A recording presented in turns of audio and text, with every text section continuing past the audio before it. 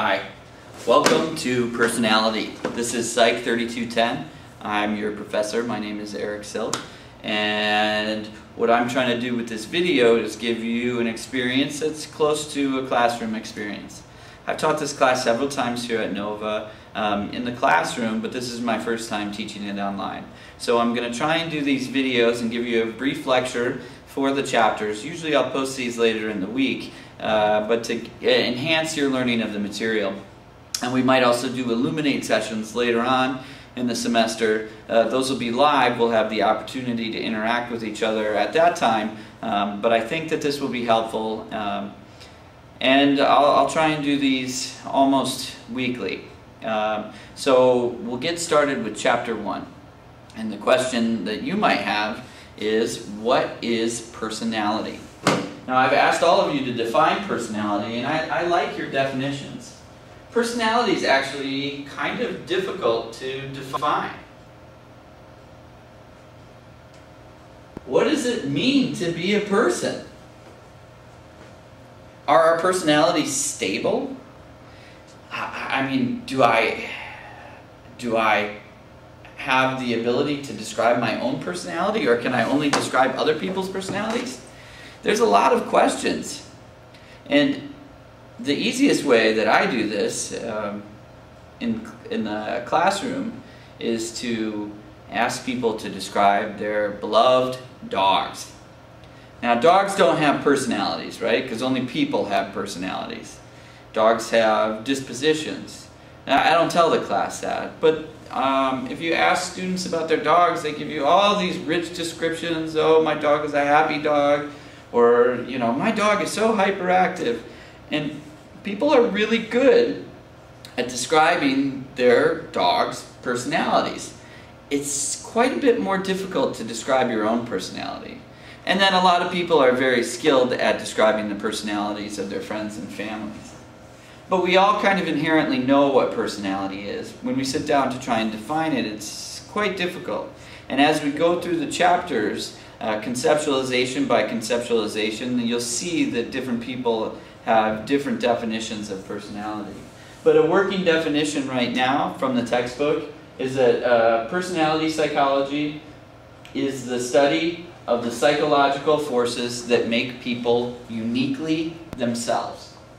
Now, these might seem kind of unclear at this point, and it's supposed to be unclear because this is what we'll learn throughout the semester.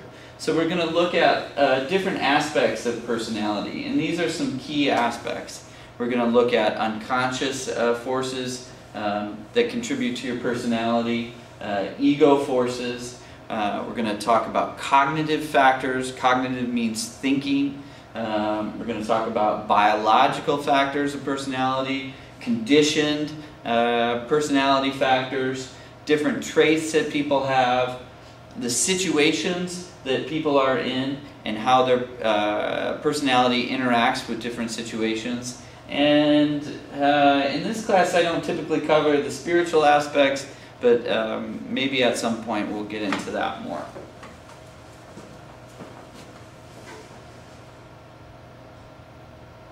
So when we study personality, remember, psychology is a science.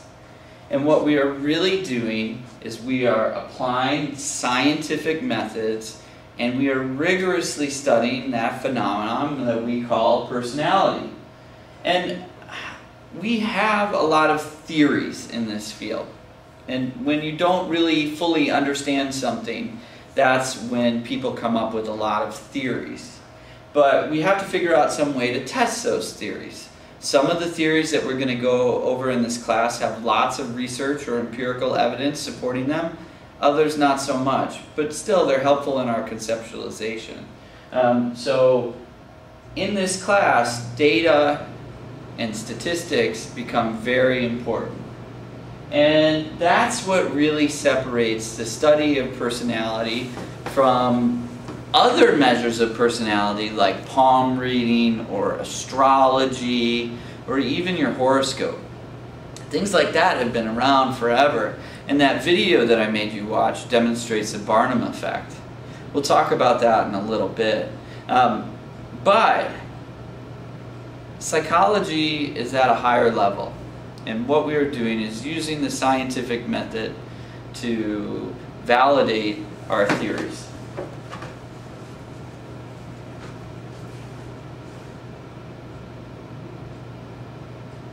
There's a picture of the zodiac. And really, astrology has been around for a lot longer than psychology has. And I wouldn't be surprised if a lot of you went and got your horoscope at least a couple times a week. And I'm kind of curious as to whether or not you think your horoscope is accurate. Well, we saw what happened in that video when people were presented with a fake horoscope. Now, what we are looking at in the field of psychology is correlations. We don't really